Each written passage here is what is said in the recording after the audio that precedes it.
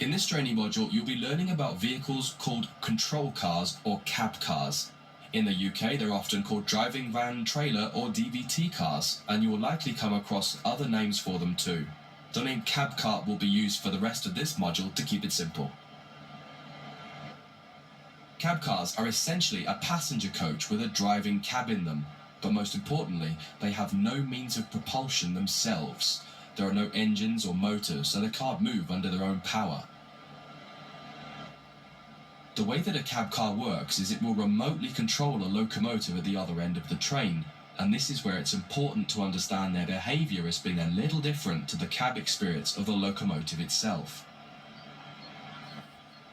There may be a little lag in control response, and you may not quite have the same instrument outputs as you do in the locomotive itself.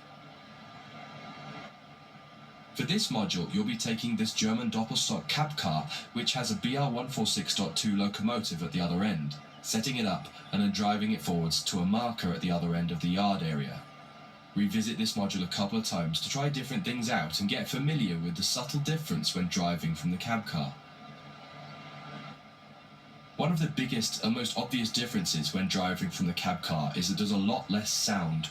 Since all the motors and fans are at the other end of the train, it can be a little disconcerting at first.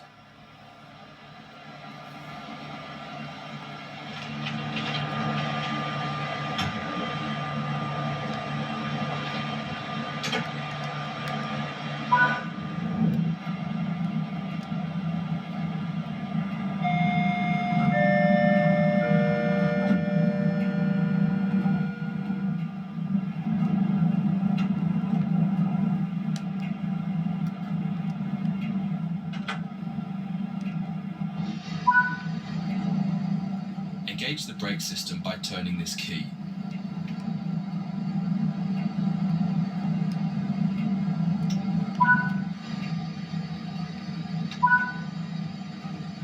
Put the reverser in forwards.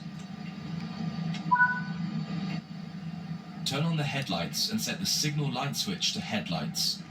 Most German trains have these two controls to enable headlights, one on the desk and one on the back wheel.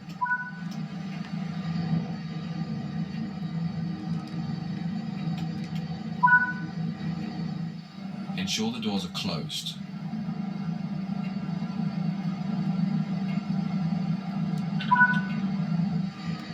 Release the brakes and apply some power to get moving.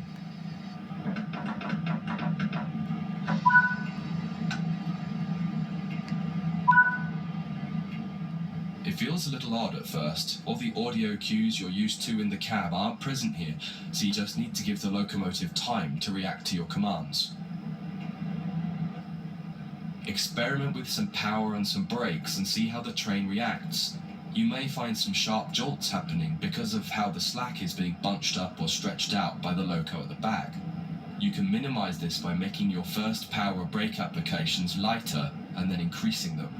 You'll get used to this with practice and experience.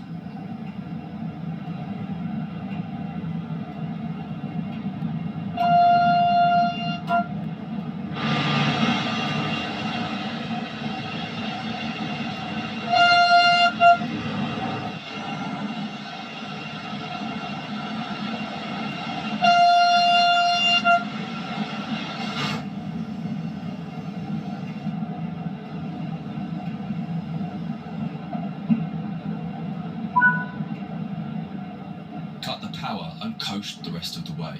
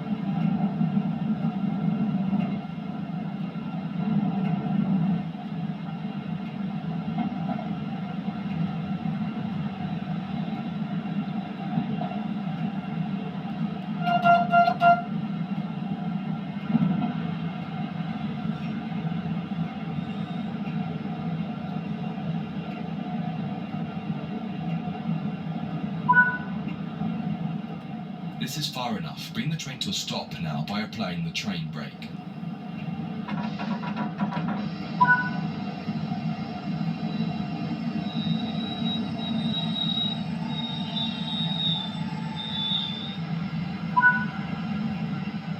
This is just a brief introduction to cab cars.